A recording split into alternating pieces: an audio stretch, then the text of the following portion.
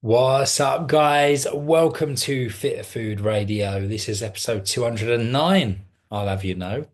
And it's me, Matt Whitmore, and of course, the one Hey, and only, hey, Keris. Keris Marsden. Keris Marsden. It's important.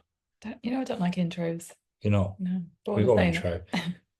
It's maybe someone's first it. listen to us, and they're starting on episode 209. It's the worst bit of anything when someone says, "Tell us, introduce yourself, go around the circle."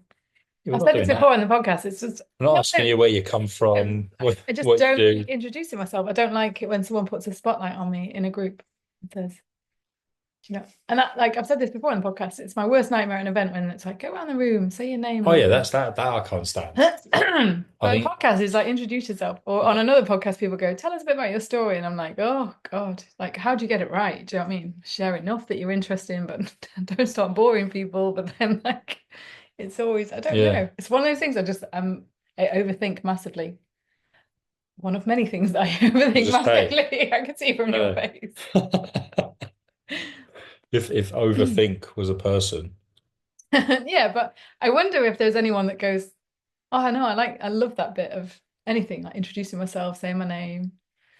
Say my name, Well, say my name. I think there's a time and a place, but I'm with you on the whole when you go to a we've been to like seminars and certifications, Yeah. courses, and the funniest one actually was when we went to Budapest to do our RKC kettlebell certification. God, there was like 100 of us, wasn't there? There Or was was it loads of loads of us? us, and they did literally, you had to stand up and form this massive circle and went round one by one. Like, what's your name? What do you do? Where you from? And of course, like, you're like, there's 100 people here. This is, do you know what I mean? Like, I paid thousands of pounds for this course. yeah, and And it's with two like, hours of just listening to names and places. A, I won't remember that. Yeah, that you'll never Yeah, I'm not remember. going to remember any of the information, and it's going to get pretty boring. Yeah. And you're just like, okay, that's the case of me of like, read the room. This is not Yeah. the time and the Yeah. place for such an intro. I can top that. Oh, can you now? Yeah. Got him. At, at a psychedelic ceremony afterwards when everyone is still slightly tripping Yeah. and they do the share. That when the share was getting to 15 minutes per person. So really this was when I did San Pedro and I was at the side of the room that started off, we're all really tired. We've been there all weekend, haven't slept, Mm. you want to go home. You kind of like you're in this space where you're like, yeah, okay, I've got what I need, I'm going now. And then they're like, let's just do a closing circle. I And think that'd be quite fun. Someone's a little bit, it started off beautiful. Everyone's like, and I realized this and this, my take home is this. They were like, averaging around 2 minutes. And it got halfway around, and then it was like building in this to 10 minutes. And then I think one was 15. And then the next person, it's like it was almost a signal. Well, if that person did 15 minutes, I should do 20. And so as it was getting around, and the facilitator was not in any way, they were looking like, to be fair, they were looking half asleep themselves, yeah. but they weren't moving it on. And when I left, I turned to a friend. I was like, "When it was that like killer for anyone?" And they all started laughing. They were like, "100%!" Like, just it was beautiful stuff being said. But when you're like sliding down the chair, Yeah. that But at was least there weren't 100 people. no, but it felt like 100 people. I don't, I don't know why you telling me this has reminded me of this story, but when we were living in Tunbridge Wells, there used to be a lady, like a homeless lady, that was around there, and really, really lovely, but she was a bit mad as well, wasn't she? And Yeah. every now and again, you kind of like, like saw glimmers of it, but she was like really nice. She used to speak to her quite a lot because she loved Hamish. Oh, you should You have remember dogged, this? didn't you? Yeah. She loved dogs, loved Hamish, and this was just after kind of like, a lot of the COVID restrictions had been lifted. But do you remember when a lot of dogs were being pinched in COVID? Oh, yeah, yeah, yeah. There Dog was like, nappers. All the puppies have been stopped. yeah, lots of dog nappings. And I was with Hamish, and she said to me one day, she was like, keep an eye on your dog because a lot of them are disappearing. And I said, yeah, I know it's terrible, isn't it? Like I've been seeing it in all the news and stuff. She was like, just keep a close eye on him. And I was like, oh no, don't worry, he's well looked after. Like he never leaves our side. And then she just turned all serious and went, yeah, but when he disappears in front of you through black magic, what are you gonna do then? And I was like, Stumped. I got nothing. You're right. It was a way like, it kind of went from what felt like a really normal conversation to like, boom, black magic. Don't stand a chance. Oh, But yeah, yeah, he's probably got special powers, Hayden. oh, yeah, he has got very special powers, I Speaking of must say. COVID, this is a very random segue, but there was another. I've been telling you, I've been watching Kevin Bridges as my. Oh, I've got something to do with tea. Yeah. Could have told me before. Is it gone? It's gone, yeah. Yeah. But I was thinking that'd Seaweed, it was. be a great video for social media. Hey, Yeah, but do you know what would be a great challenge? Let the video go out with that big smile with the seaweed stuck on your teeth and just let it go out. how would you feel if that did though? What would you do if the video went out afterwards and I'd probably have to acknowledge it in the comment or something. Do you know what I mean? would I you? don't mind being, Would you be embarrassed? yeah, I don't mind being embarrassed and doing like embarrassing things, but I almost have to comment on it or like give context or Yeah. apologize or it's like I love telling embarrassing stories about myself, but in the actual moment, and it's funny because this is another thing that obviously on the podcast I've been talking about all the things I'm trying to do for my digestive system to kind of regulate it more. And a lot of it is like going through difficult situations and not just like bracing your stomach, going into like a horrible freeze mode Mm. because you can't control something. So there's been lots and lots of situations where we call it training. So like in the people that are helping me with this, it's like you go into training mode, which is where somebody says something, critical of you, or you see something that you don't like. Sometimes you even can invent it in your mind and just see how your stomach like turns and like, Mm. ugh.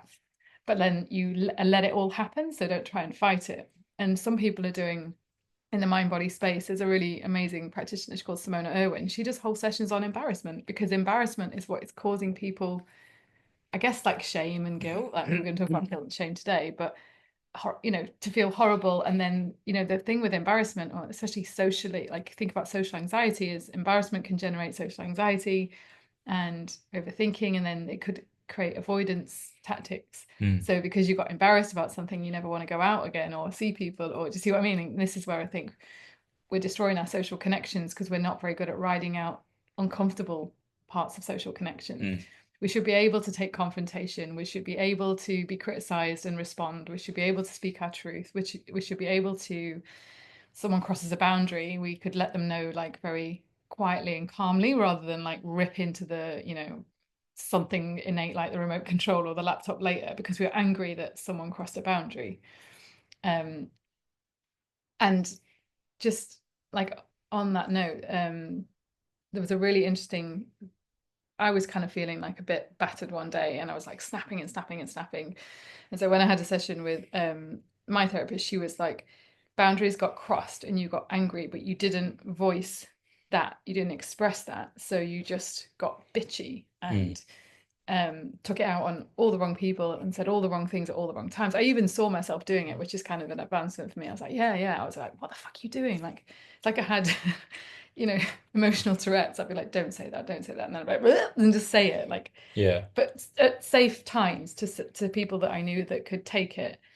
Or like, you start, like I said, you start screaming at your mobile phone or like effing and blinded at it because it won't do what you want it to do. And she said like that's a sign of a boundary that was crossed and you got angry about it. And what's really interesting is I think this is happening to a lot of people with work because of working from home. So there's no boundary anymore. Mm. And then you've got a mobile phone, you've got WhatsApp. So I've had many clients who are on the verge of nervous breakdowns because bosses and directors are WhatsApping them Yeah. late at night, wrecks their sleep. Imagine someone saying that you're incompetent like at 11 a.m., 11 p.m. Sorry, like you haven't done this, and you're like, oh, that's horrible. But it also got me thinking about Hamish because yesterday I was working in a coffee shop with him. We always take his little blanket, don't we? Mm. And he's soft as muck. Everyone here laughs and goes, he is possibly the dopiest, softest dog ever, isn't he? Oh. Especially with age. And we've got a few friends who've got like younger dogs, male dogs. They're quite reactive, quite boisterous. And Hamish is like this little grandpa that comes along with his big ears, doesn't he? And he's just like, but in this coffee shop, a dog came in and basically wandered straight up to the blanket. And the blanket was without doubt a boundary. Yeah. And he was just up, rigid, heckles up, and he was like, "Argh." Yeah. And it was funny because like you rarely see him do that. No. And it wasn't necessarily about guarding me. It was the fact that the dog just went straight to go on his blanket, and it was like, oh no. boundary, you know, like Yeah. my bed, my boundary. And dogs are like that, aren't they? My mum always told me as a kid, never step on a dog's bed. Yeah. They don't like it. And I was like, okay. But it was just a really nice, dogs are a mirror for us because they only know their primary emotions. So they express them straight away. Mm. And they're very much like my safety, my space, my food, Yeah. my walk time. Do you know what I mean? I want some comfort now. Stroke me. So they express their need, the desire for their need all the time. And I know that can be annoying as a dog owner at times because it conflicts with your situation or your time scale. But they're great to watch because you're like, if you just need to be a bit more dog in your life, which we have always said, watching him like do his downward dogs, have his afternoon naps, and but obviously a lot of what he does we can't do because we have to earn a living for a Yeah. start, and we have to buy the Shit, food that innit? he eats. Yeah, do you know what I mean? But what I'm saying is, I do. I must say, I do. I carry a bit of resentment towards him because sometimes. yeah, because I you're look at him and I'm like, oh, look at you, just laying in the sun, well, the thing is, nuts hanging out, I used to swinging frame. not a care in the world. Getting your end away with anything that moves, it's fine. No, but the thing is, when I used to walk him and he would not walk to heel, I remember experiencing an anger like I'd never had before. And it's because I think I was already irritated with work. And then Mm, I'd go out on a walk and I was already irritated. We lived in London on the South Circular, and I think I was massively overstimulated in mm, that environment. I was like, I don't think my nervous system really likes this, but I couldn't see any of that. So I was just a ball of like chatter and intense, like like as in felt tense. So it didn't take much. Like him yanking me about was like the last straw that broke the camel's back. And but one thing that's really helpful to know and ask yourself is your reaction to the situation way over the top? And it definitely was. Like I come home crying sometimes. You just won't heal. Like in my defense, it was like an hour of having your arm dislocated. Like it was a lot. But I like if I watched like my parents, we had Great Danes as kids, and Danes would not walk to heel for like a good few years, and they had the patience. Do you know what I mean? But that's because yeah, outside of work, my dad was gardening and walking down a country lane, and my mum was like, kind of doing all the house stuff. But then outside of that, they'd be watching like, Ruth Rendell mysteries and, eating home cooked food. Like the life was just different, wasn't it? And yeah, they actually, my parents say that, and they're like, we didn't have this constant stimulation that you guys have, or this access to work, no, or this draw constant to, distraction yeah, essentially. yeah. Like, So I think, because I have to now like so much is coming up for me right now. similar to the Kevin Bridges joke. That Oh was the yeah, point. Are we, I was watching. let's save that, or we're gonna go off on a tangent. Let me just tell you the bit of it You though. got to do his accent though. No, can't you do the accent? Mm. But the reason I'm watching Kevin Bridges is because I've had a really kind of busy mind, and I just put some comedy on to like get out of my own head. But one of the things I'm trying not to do is rely on that. So now I try and sit still and like observe the chattering mind, the thoughts coming up, the emotions coming up, and kind of allow it all and experience it all. But then I might go and put something on. And Kevin Bridges has been a godsend because at the moment he's talking about a lot of stuff to do with fitness, nutrition, like life post lockdown, how crazy it's got. But one of my favorite bits is he said, do you think in years to come, I'm going to go up to my kid's room and he's going to be getting in fancy dress for a party? And he's basically going to be there with like a face mask on and like 12 loo rolls under his arm. And like saying, Mom, Dad, I'm going to a party that's like based in 2020. Like, you do 80s and 70s and Yeah, yeah. 60s. So it's like, think about a 2020s party in years to come. And that Oh was it. yeah. Everyone's in face masks with toilet roll. He goes, there's only 5 of us going because of social distancing. Oh God, you know, I've not thought of that because That was lost on you. You didn't even no, because like there is going to come a point where like we can go to an 80s party now because we were alive in the 80s, right? yeah. But of course, like already, like I suppose even if you're born in the 90s, early 2000s, there's you've got an idea of what went on in the 80s and the dress sense. So you can still maybe go to one for fun. Yeah.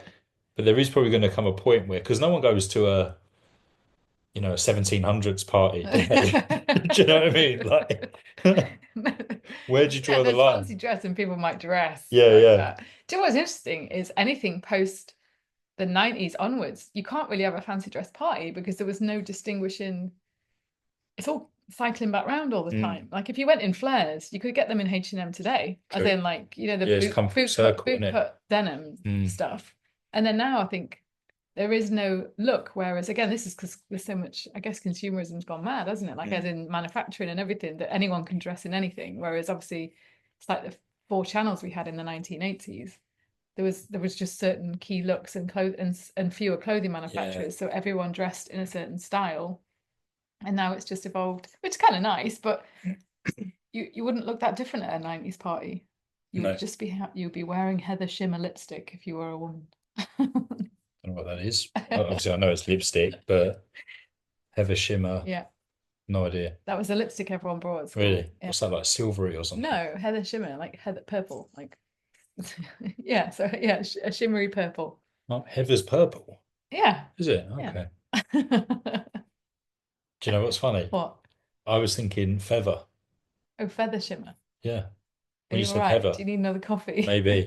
Maybe I've had too many. I've peaked. You need to Um, sleep. So much was coming up for you right now. no, Release it all. yeah, let it out, let it Oh. out. No, because it is interesting, right? I mean, we talk about boundaries a hell of a lot. We were just having a conversation before this, by the way, where we said we talk a lot about mindset and that now. And I wonder if people are for it or we've lost listeners. I've seen other sports podcasts do this, and that's what sparked our conversation because they've realized, and I have to say, like, I think everybody's getting there that a lot of fitness and health is not healthy. And Mm, the way that social media has like opened it up, and there's this huge, it's like the chart of comparison now. Do you know what I mean? You can mm, see where you feature, and we've got all these apps to track and all these numbers to quantify our success, but it all starts to become very defining and self. We compete against self, we compete against others, and I think it's lost. When I think about when I first started running, my main thing was to just try to run for a bit longer mm. and to create amazing playlists. And then suddenly your Strava, your races, your miles, your split times, your sprint, your what were them things you made me do? I did have a run coach for a while. I'm not taking away from this, but it suddenly wasn't about running for me. It was about the oh, yeah, I can't remember. Anyway, I'd have a running program, and some weeks it would be sprints, and then it'd be long runs and short runs, and I was like, I don't even know that I want to do any of this. Mm. Like, No, I guess it's like, and it's hard to see where you need the push and where, and it's nurturing and supportive of health, and where we're doing it for all the wrong reasons, and all of it's become a tool for guilt and shame mm, because we've been given a standard we can't meet and a clause, and we've lost that intuition of is this right for mm. me? I've done enough. I need to do a little bit more. We've lost it. We've outsourced the whole thing. And that's why it's hard to be in the fitness and nutrition industry at the moment because it's become a stick to beat yourself with, a tool that is people are turning on themselves with it. Yeah, Do you see what I mean? Or turning to it when they feel like shit and never thinking about resolving the reason they feel like shit. So it's an overriding tool as well, which is why we had a chat this morning and I said we could do with a little bit more time off stuff so that we could yeah, not be override. Like we can happily swing a load of bells around, can't we? Get up at 5, go for a run. Like that's not hard for us. yeah. Yeah, no, exactly, exactly. But I think like we'll come back to the guilt and shame thing because that's so actually what we said we were going to chat about today. We often do that though. But something I just wanted to mention earlier when you were talking about the like Hamish and like him yanking on the lead and stuff like that, and also boundaries. Like a couple of things I was thinking was like this morning, for example, I was heading to the car going to coach our kettlebell class, and I was just running a bit late, and so therefore I was rushing. But Hamish was just like taking his time, having a good old sniff around and whatever. And I was like getting a bit like, Hamish, go on, get in the bloody car, like we need to go. Getting all like irritated, but I was like, but that's my fault. He doesn't know that. He doesn't know that we're rushing, that we're running late or whatever. It's like that's because of me. Yeah. And I was like, like obviously the answer here is to not be running late, Yeah, yeah, yeah. like and to just be a bit more productive with Or your time or if you and are, accept that yeah, fact yeah. and don't try to get angry about it. And the last thing with the boundaries is like something that I definitely see in me, you, and friends as well is like, first of all, most people have very leaky boundaries, but secondly, what tends to happen is if someone does have leaky boundaries and is probably more flexible than they should be, they almost automatically carry a level of expectation of others to do the same. And then when they don't, Yeah, that's true. they feel quite frustrated and resentful because it's like, well, hang on a minute, I was flexible here around this thing that in their head is a bit of a boundary, yet your boundary is very, very firm. But actually, where's the annoyance? Like, is it aimed at the person or is it more in kind of like a frustration of like, God, like I want to be able to do that. Like I Yeah, wish I yeah, could yeah. be much more I see this firm with that boundary. this happens a lot in clients between generations within a family.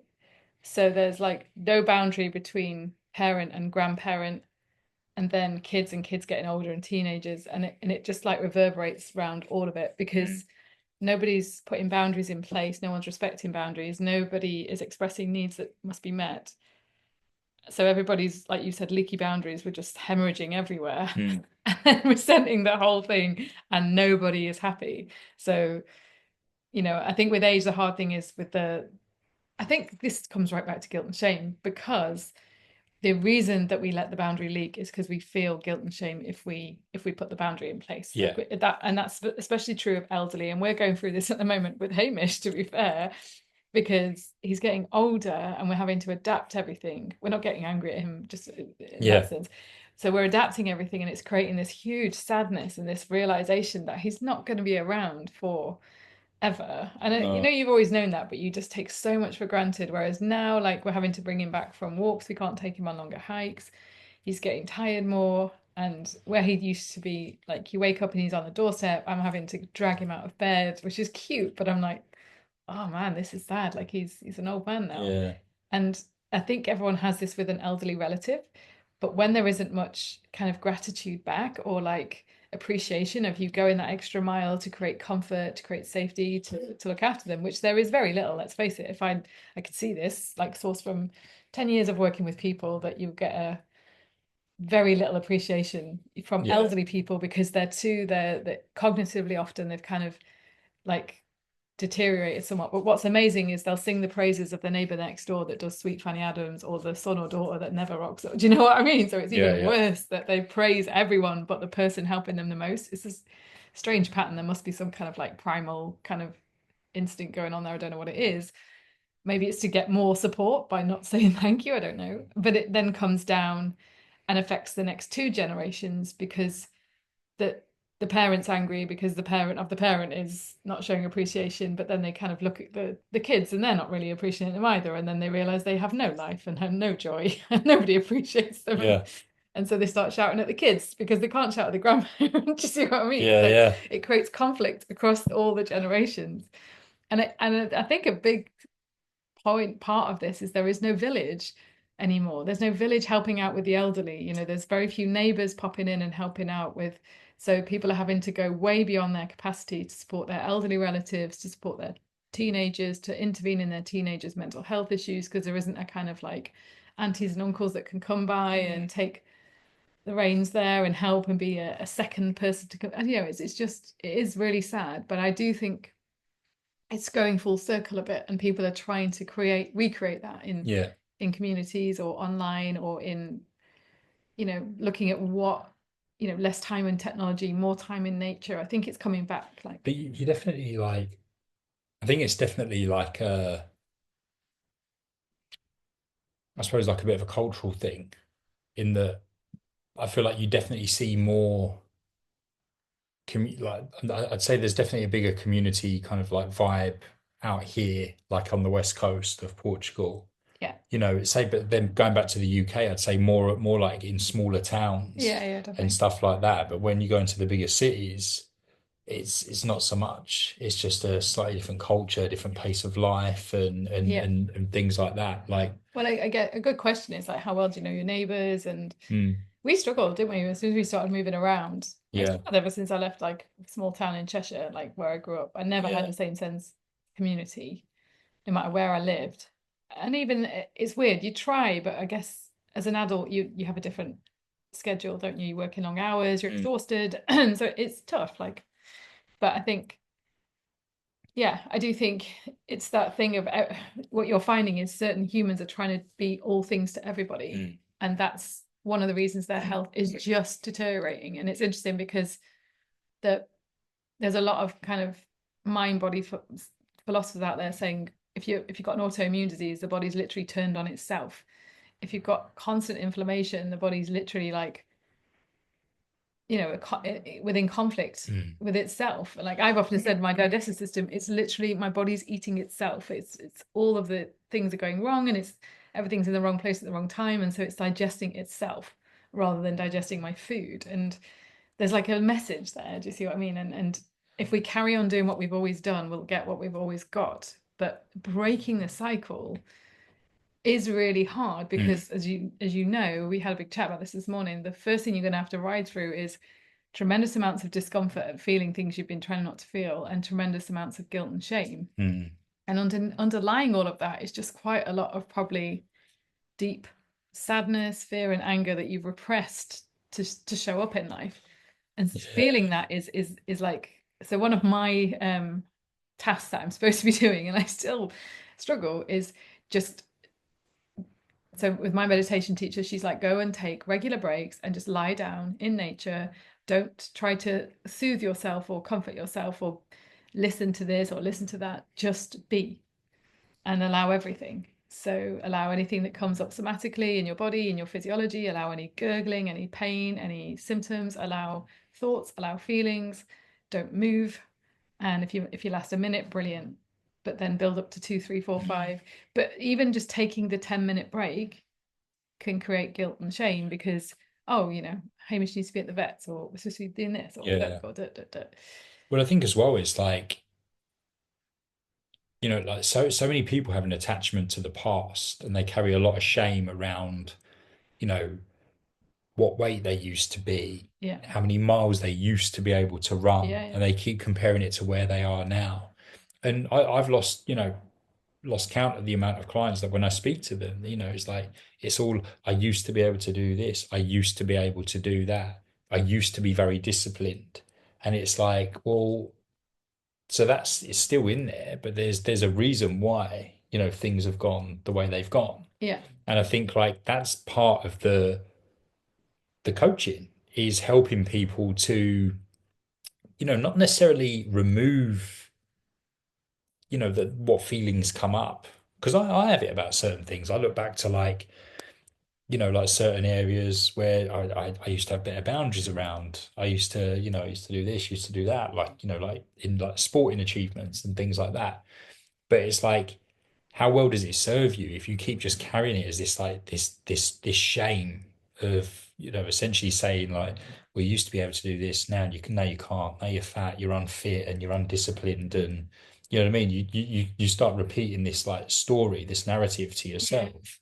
And it's almost like when you think of like the dreaded victim triangle, it's like you've got the victim, you've got the persecutor, and you've got the rescuer.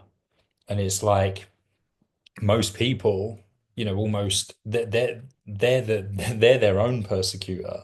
They don't even need yeah, other yeah, yeah, people yeah. to But persecute to everyone them. else, they're the rescuer.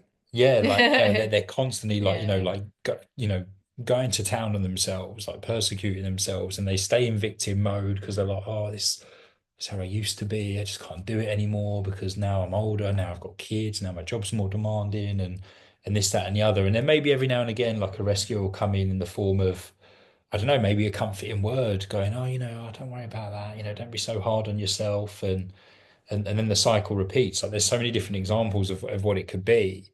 But I do think that like a big part of like this guilt and shame is very much linked to the past, but also the belief that they can no longer do those things. They can't be that, you know. yeah, yeah. I think, in a way, it all comes back to something that I have been kind of working on is like the illusion of control.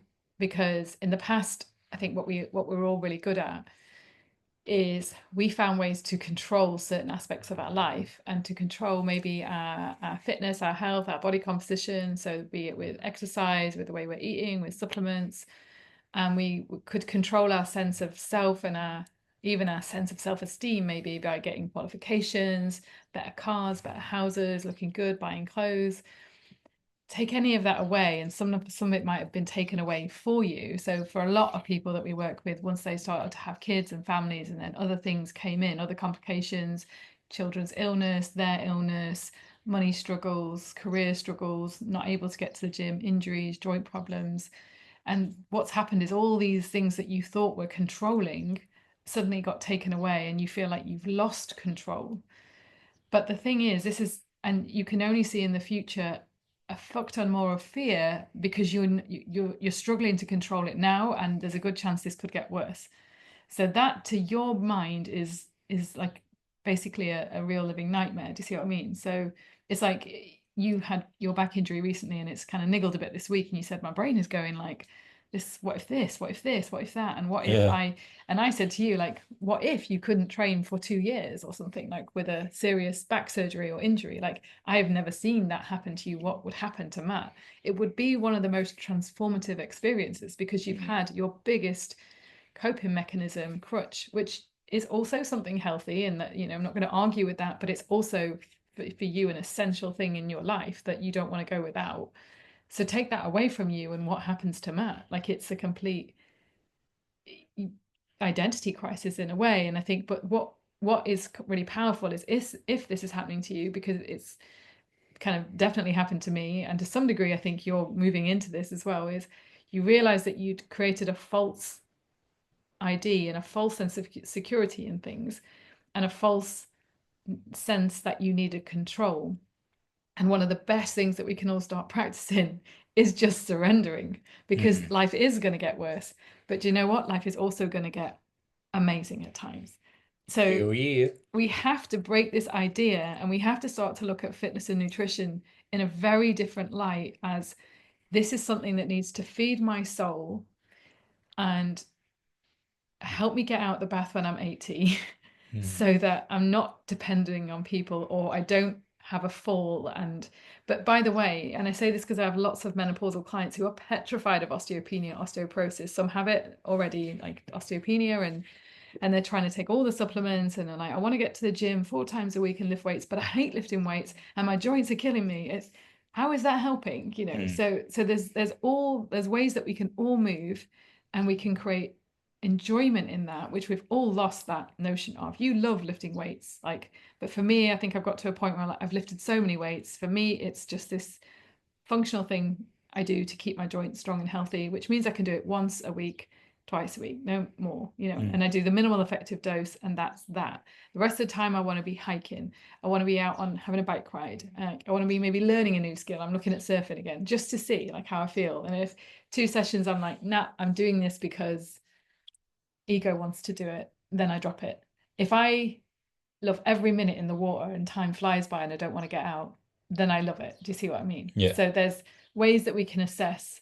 And so I'm having a bit of a journey with running, where I've always said I loved running, but I'm completely aware it's also an emotional override for me, because it gives me loads of endorphins. I get great ideas when I'm running, but I also, it gives me this big rush of energy that allows me to get through the day and maybe not read my natural capacity. So it's an override of Mm. energy, and whether or not I need rest, it's an override of like, you're in a low mood, you just need to sit with that and figure what's going on here, what do you need to experience, because we've got a zillion ways to override negative feelings. So I think the surrender part is the first bit, where we almost have to go, stop the story. And I often say the last 5 years I felt like I'm treading water so furiously just to like get back to what I thought I wanted to be, which is like, I want all my stomach stuff to go away. I'm just kicking me. I want I want to go back to running half marathons and maybe run a marathon. I want to maybe do another nutrition qualification, maybe like another, you know, masters. I want to, and it's all ego. Do you know, to some degree it's all ego, because it's not, is any of this stuff, although I do enjoy it, I'm not denying that. I think I also enjoy the outcome of it, if that makes sense. Because when you're in the midst of doing a ton of assignments at a degree, is it really enjoyable? Do you know what I mean? Yeah. Does it is, yeah, at the end when you get your qualification, and I do love learning, but if I love learning, why not sit on YouTube and listen to some of the best speakers in the world and philosophers, because it's all there for free. So if you love learning, just go on a walk and listen to Yeah. great talks. So I'm kind of reframing the processes that I like, so that they're not so much about outcomes and status and labels, that, because that's what my ego would like, and actually just enjoying the process instead. Hmm. So, and just to kind of come back, the surrender piece for me is like I've been furiously treading water, and it's like somebody just literally said, Keris, you know you can float, and you just lie back and float. Yeah. And then suddenly it's like you don't have to run miles. You don't have to work really hard. You don't have to hustle. You don't have to do all that. You don't have to worry about Instagram, Facebook, email, da da da da. Like just be yourself, just be you, and just explore you and understand you, and go and do some cool things and learn about you. And then whatever's meant to happen will happen. So if you enjoy this and can help, it can help somebody, then you'll fall into a role where this is that the Yeah. thing. Just so we're already using it in our coaching a lot, aren't we? Like we're saying, targets are great, goals are great, but not if they become a clause for you to be a failure. And I think that's the thing is like there is this constant pressure that we put on ourselves for the best part of like that we must be doing more. We must be achieving more. We must be making more money. We should always be more productive. You know Yeah. what I mean? Like, and we actually kind of like I had a bit of a chat with one of our coaching groups the last week around this whole concept of, how like less is more, in with a view that like, if you allow yourself to pause more and take more breaks, you'd actually be more productive when you are working Yeah. and you get more done. But it's almost like we don't allow ourselves to do that. And I think that's been a big part of our journey because we've done all that. We've done all the hustle, grind, more. And don't get me wrong, like we still are like that at times, but we have got better at pressing pause Yeah. and just stepping away and giving ourselves a bit of time and a bit of space. And I had a chat with a friend over the weekend around like the exact word that he used was it just feels like it's not enough, and this guy's working like an absolute nutter at the moment. And but straight away, like his first thought is it's not enough. And I said to him, I said, yeah, but by saying it's not enough implies that you know what Well, enough is. So therefore, what is enough? What does enough look like? And he couldn't answer the question because he was like, well, just more. And I'm like, no, it doesn't work like that. You can't say it's not enough if you don't even know what enough is. Because maybe it is enough. Maybe you've yeah, already yeah. exceeded it, but you haven't actually This is given where this is give where the bad part of me goes. You'll be the richest man in the graveyard. no, but it's true, right? Yeah. It's true. And you can Yeah. apply this to absolutely everything. It's Work like, yourself into the ground. what is enough for you? And why do we have these ridiculous expectations of ourselves? And I think what's really hard for parents right now is they're deciding what's enough for their kids.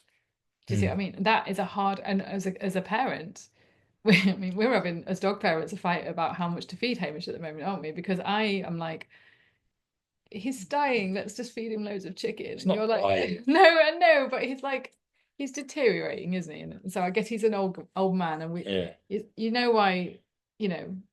Let's face it, when our grandparents are old and they're like, oh, I just love a tea cake. We're like, you have a tea cake. Do you know what I mean? And Mm. so I'm a bit like that with Hamish, and you're like, no, he should probably go down to one meal a day. I've read that this is really good for dogs with arthritis and fasting. Da, da, da. And it's like, But we've always clashed but on, what I'm saying is we're trying to determine what's enough for Hamish. Do you know what I mean? yeah. And it's all based on our like way of loving. And I Mm, think as a parent, you're probably trying to love your children so much by giving them enough, but you really don't know what is enough. And mm, it could be that you end up making huge sacrifices in your life to give others enough.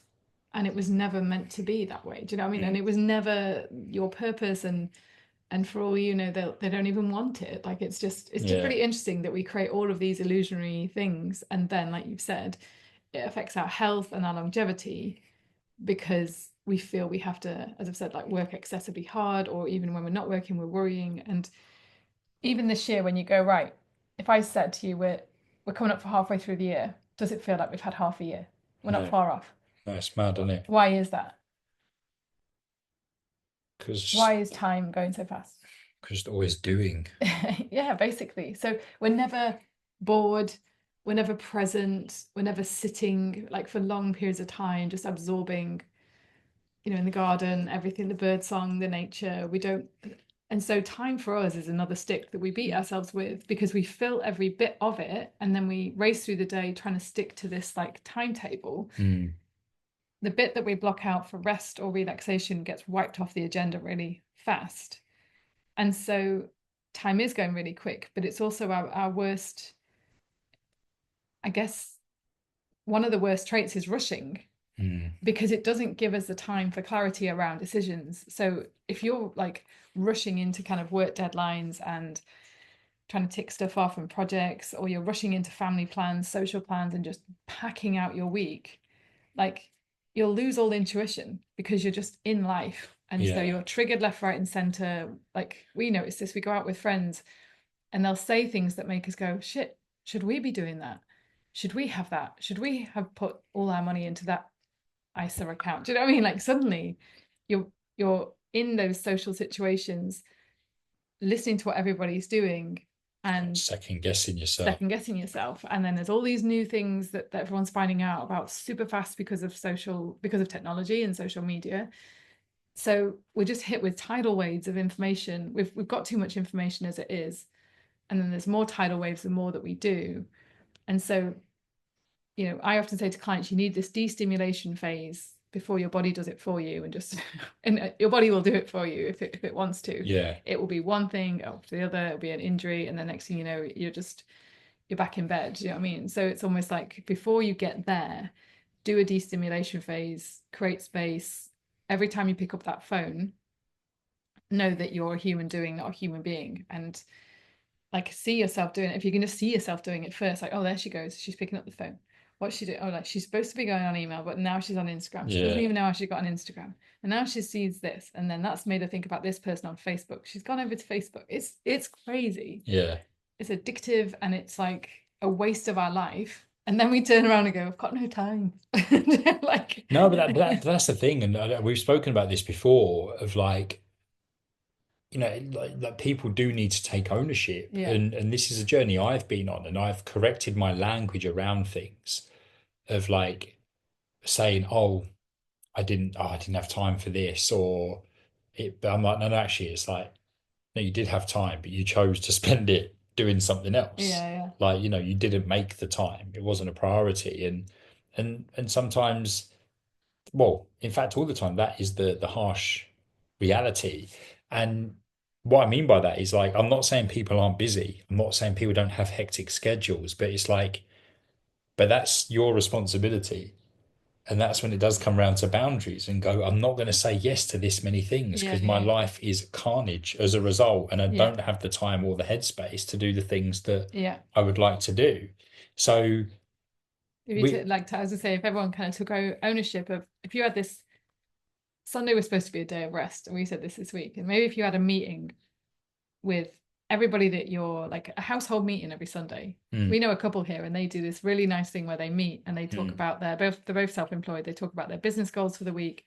They put in their time to basically go for date nights and have some fun together, and then they kind of talk about their personal goals for the week. And when they were telling us about it, I was like, that's a really cool idea, yeah, because it's also yeah, a chance to like communicate, and they reflect on last week. So imagine if as a family, as a partnership, as a household, whatever, as a with your mates, you sit down like once a week on a Sunday and you kind of did this little thing of like, how did last week go? God, I learned from that. I really want to change this. I just keep doing this thing and it's really irritating me. But I don't ever create the time to understand why I'm doing it, because we got all this shit we do that's wrong. We do it because it's a protective mechanism. So if you can't break a habit that doesn't support your health, it's protecting you from something. And that's the best way to look at it. So you can ditch the guilt and shame for a start and just start making some space to find out why and go inwards. But I think then you can schedule together and be realistic and go, do you know what? I really need you to help with this.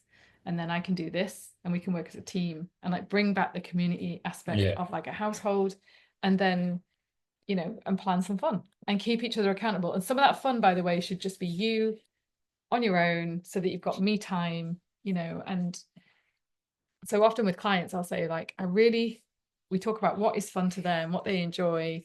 And then we look at the schedule, look at the routine. And I'm like, I think you could probably just do with like a Saturday morning coffee quiet or a hike or a slight, swim in a sauna or something like for you away from everyone, being pulled in different directions. And, and they're like, you're right. I'm gonna say it, and Mm, it is just about having that clarity, that kind of, yeah, you're right. Because also remember, if we go under and we're looking after people, it's going to be a shit show. mm, So this is why it's also, you shouldn't need that as a carrot. That's really sad that you have to think, oh, if I'm not here, everyone will suffer. It should be that you do this for you. But I understand initially until you've got to the version of yourself that you are truly like not, I guess you're happy with, you love, like you're authentic, mm. you struggle because you don't have self-worth and you don't value yourself. Yeah, You will change all of that eventually, but there has to be this destimulation, and that is, as you said, think about your scheduling and think about your boundaries and just voice and express. Um, and when I've seen clients do this, honestly, to kind of bosses, partners, they're often shocked by the response because you build it into something that was going to be like judgment, criticism. And again, the best thing you can do is get ready for that and armor yourself and go, no, no, it doesn't matter what you think. This is what I need. yeah, yeah. That's the most powerful thing you can keep repeating. Doesn't matter what you think, it's what I need. And but often it's not what people think it would be. You built it into something because you made an expectation become like our mind obviously sometimes created the expectation Sometimes, and sometimes you get all the time. yeah, no, but sometimes you do get a negative reaction that you're letting someone down, and some people will say, but again, your team will stay with you. Like that's the most important thing. Mm, It's a filter. So anyone that sods off because you're not showing up and you're not being the nice person and working for their agenda, then they were never meant to be part of your life. It's a filtering system. mm. No, I agree. I agree. And I think like, yeah, it's interesting how many people that we know that have gone ahead and actually had a conversation about something that they'd built up to be this huge thing Mm, because they had they thought they had it all figured out of how they were going to respond, what they were going to say, what they were going to do. yeah, And you're like, oh my God, actually, I massively blew that out of proportion. yeah, It was yeah. absolutely fine and it went really, really well. You know what I But mean? I think also the meeting, if you're in relationships, are such a huge part of our health, and so we're interdependent in many ways. And we can get a bit fixated on our needs that are not being met. But how often are you asking everybody else, like, what do you need from me? And there's a good chance they don't need the house to be spotless, but that's what you've been doing. Mm, But what they would like is a present conversation. Do you know what I yeah, mean? Where you're not doing a million things and going, yeah, yeah, yeah, yeah. yeah, So it's like your life could be a lot easier. And then what you can say is, and then can we clean up together? So it's half the time. yeah. Yeah. But we've lost, I guess, because we're all slightly addicted to certain things and doing certain things and escaping. If you feel irritated by somebody, like me personally, I will go and clean vigorously. so so I don't want to clean, but it's like it's a basically a process addiction. It's an escape tool for me.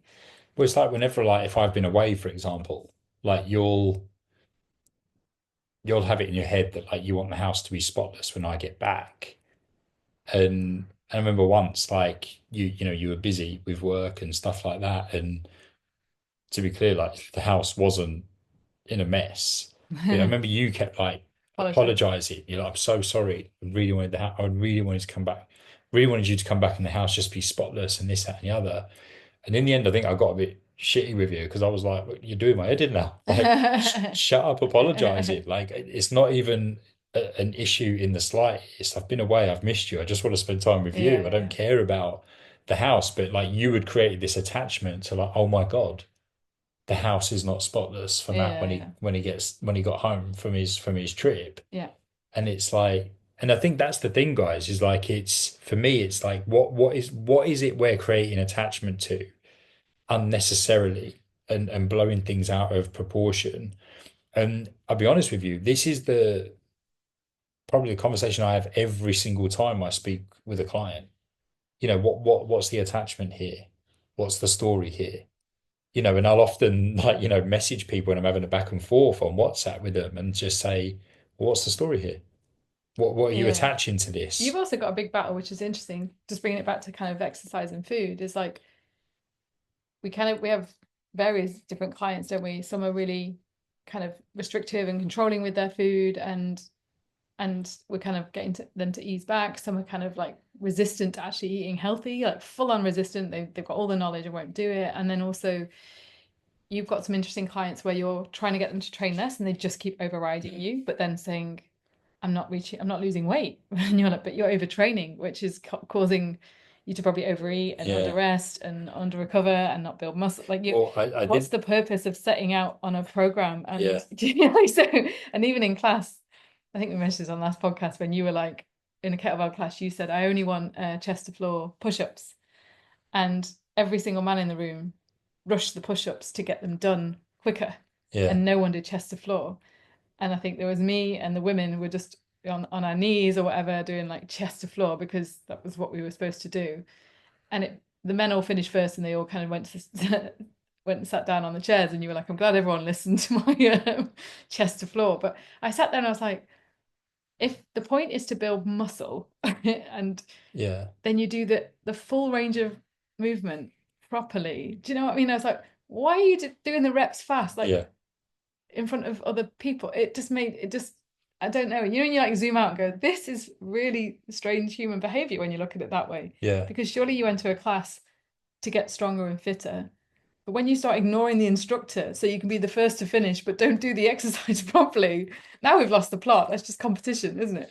No, exactly. And don't get me wrong, there's a time and a place, but in most cases, it's not about getting it done the quickest Yeah, because yeah, that's yeah. not the stimulus that you're after. And No, that's what I mean. But yeah, competition overrides everything. yeah, yeah. It's And, like, and again, it's like, why is there this urge to be first? yeah, yeah. Like when it's not a competition right now, like literally. I've not read And Johnny Wilkinson's biography, but it got mentioned recently in a group chat. Apparently, he said if he'd stayed in competitive sport, he'd be dead I mean, well, yeah, I because mean, he was he like, just overrid everything, injuries, everything. yeah, I mean, and Yeah, he had a lot of injuries as well. yeah, And I don't get me wrong, we've all done it. I still do it to a degree. I'll ignore certain things because it just fits my bias yeah, yeah, for yeah, for the day a little bit more. You yeah, know what I mean? And then, you might pay the price a little bit further down the line, and it's still part of the process for sure. But it's like I think again, it comes back to that, what is enough? yeah, And if we bring it back to the training for the moment.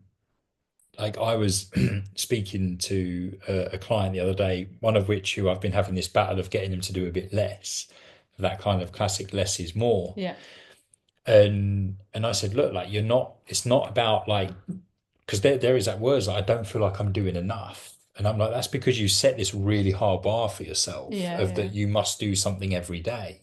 I says, but we're not trying to do enough. We're trying to make progress. That's all that matters here. yeah, yeah, Like, are you getting bigger? Are you getting stronger? Are you running faster, further? yeah, yeah, These are the numbers that we want to focus on, not, oh, I trained every day this week. yeah, yeah, yeah, Because it's all well and good training every day, yeah. but then looking at the numbers and going, pretty much just tick the box for the last Yeah, yeah, two yeah. months. It's kind of that thing of just because you can doesn't mean you should. Hmm. And like I just had a bit of an epiphany recently because I'd started jogging to your kettlebell class in the morning because I was turning up warm and feeling really good. But the last one I did, I got there and I was like, I'm knackered. Like it Yeah, was hot, it was humid, but I'm like, but if I'm honest, I'm probably overtraining now. Like it doesn't just because I can and I've got the ability to. Like, and I will probably now fall asleep this afternoon because I've done too much. But in the moment, you know, I was like, oh, I can. But then I was like, I'll do this again next week, but I'll do it again next week. I'll do it again. Do you know what I mean? And yeah, it's like really nice to go, do you know what? I'm not injured, but why not just go to the class and do you know what I mean? As in, don't do all of that because you can do it. yeah, Do it and don't and stop at injury or a few joint niggles. Just stop now and like go, that isn't really making much sense if you're looking at longevity. hmm, You've got your hikes in, that's cardio.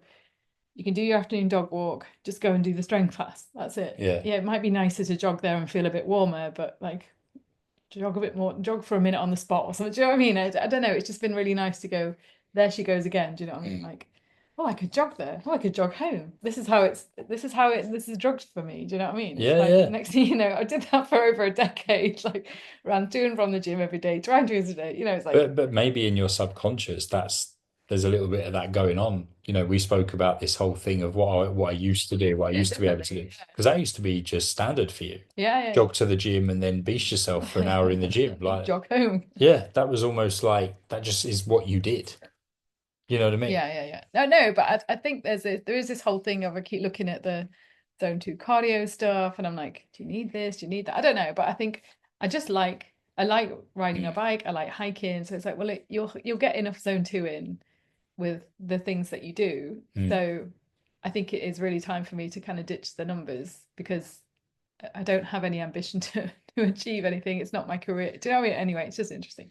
But I think everyone would benefit from reviewing their relationship with exercise, their relationship with nutrition, the new diets, the researching, the checking, googling everything, a new plan from ChatGPT, whatever it is. Like it's all override. Like at 45, I should know what to eat, how much to exercise, how to relax, how to rest. And of all of those things, the hardest thing for me is how to relax.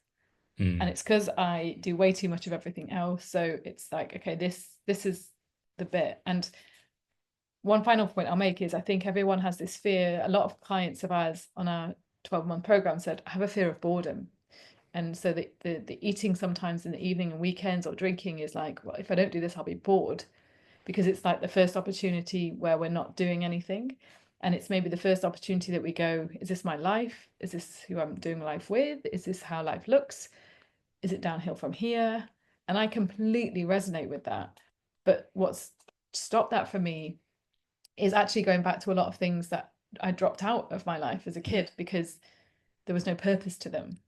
And so putting those things back in, even right down to daydreaming, and like sitting and yeah. down and doing nothing and, just put all that stuff back in. And boredom can be part of you, and it's like nothing to be scared of, and we should be bored. And, you know, the other bits of your life will all, you need to float, and that will all sort itself out. The career, the relationships, that everything will sort itself out if you focus on being the true version of you and stop overriding and shape shifting and trying to be a different body and a different look and a different fitness. Float, and everything else will work out. And yeah, and it might be that that's a divorce. It might be, like it might be big. It might be a job. You leave your job. It might be that you get a new job. It might be that you realize actually everything's fucking brilliant. I've had this with clients where we've sat down and I've gone, is it them or is it you? And at the end of it, they've been like, it's me. Everything's amazing. I'm turning this into a tornado because of some other things that I'm not facing and doing. And I could take more freedom. I could do more things. And I don't because I'm a control freak.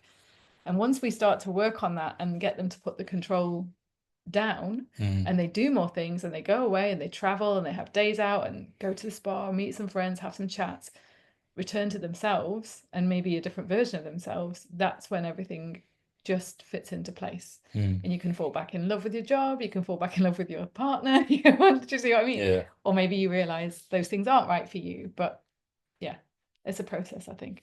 No, 100% is. Float is It the word. 100% is. And I think that's where like, we often talk about when people use that classic line of, and it used to be your favorite, it's all right for you. Yeah. It's all right for you because blah, like, Because you can eat 3,000 calories. yeah. You never get But injured. but it's like, but what about when you meet that person who you're like, actually, holy shit, like they've just got their shit together and they've got some boundaries in place Yeah, and then they yeah. stick to them. And I always give an example of, and I'm not saying that to kind You of should come like, back and go, well, it could be all right for you if you weren't such a twat. yeah, yeah, yeah, yeah. It could, yeah, it Or, could be all right for you too. Oh my God, that's no, going to be my next plan. yeah, but do you know, yeah, it could be all right for you. It could be all right for you. 12 week, 12-week Yeah, plan. the subline is if you weren't such a stubborn twat. Yeah. Yeah, If you allowed just if you're allowed. if you allowed it, Mine's going to be called float. float. Yeah. Yours definitely more catchy, but I don't know. mine's very niche. Mine's going to stand out for that Yeah, reason. But one of my clients that Sadly, I don't train anymore because, well, I moved country, so God, I made thought you were going to say made because they passed away made or it something. difficult. Yeah, but no, it's like one of my like long term like clients who I loved training, and she was a surgeon, worked crazy shifts and had three kids, yet was still like just on it with the training, but she always used to say like, I have to be like this, otherwise things will just go Yeah, yeah, yeah. crazy because, like sleep patterns all over the shop, kids of different ages. And I used to like really, really admire it because Just grounded. in some respects, Amazing. like she had all the reasons to go, oh, actually, I don't have time for this because I'm a shift worker. Yeah, yeah, yeah. My hours are very long, three Yeah, kids. but just to give anyone a bit of she's also a self-regulated person, do you know what I mean? To be Mm, able to stay grounded in all of that means that you probably had a and I'm not taking away from her, but if people are listening going, I wish I could be like that. We've talked about this before. If you had a tricky start mm, and you weren't, you didn't have good regulation, you didn't have your needs met, your attachments weren't there in terms of like, present parents and stuff, you will have developed coping strategies which mean that you do get chaotic mm. and derail yourself at times. And so that's been a really valuable piece for me to learn because I will look at regulated people like that and go, why the fuck can't I be Yoda?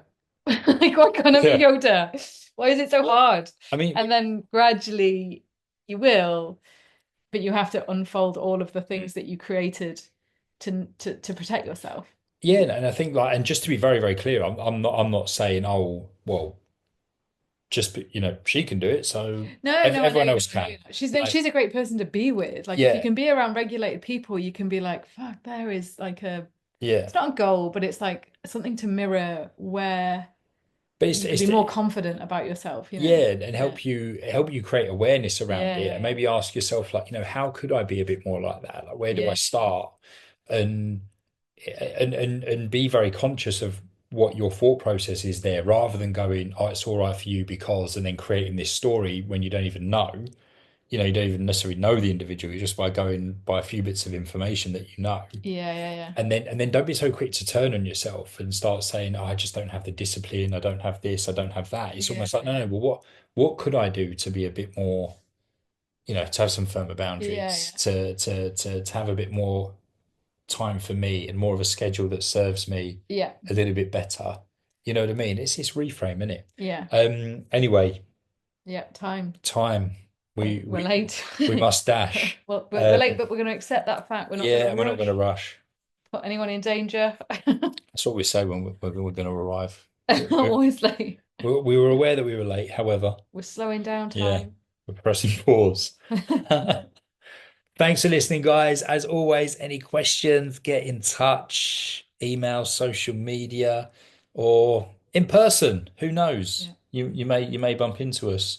Saw someone in the gym the other day, listened to our podcast. Really? Yeah, mad, Here. isn't it? Yeah, Oh. all the way in the Algarve of Portugal. Just shows you. Yeah, oh, you've always got to be on your best behavior. Yeah. Don't pick your nose in public and flick it on someone. What?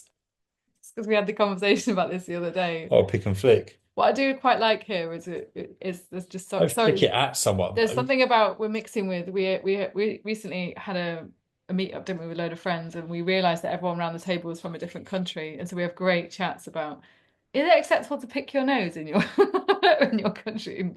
That was one topic that came up, wasn't it? Whether you could, and some people were like, yeah, yeah, we just all do it as a family. I think it's also a family thing, isn't it? As I say, like I wouldn't. I Conditioning. mean, obviously I do pick my nose, but I don't. I don't necessarily do it in front of all friends per se. The next question is, Depends on the situation. yeah, Yeah. yeah. Anyway, Anyway, moving on. what a note to end on. Yeah. Um, have a belter, guys. See you in the next one.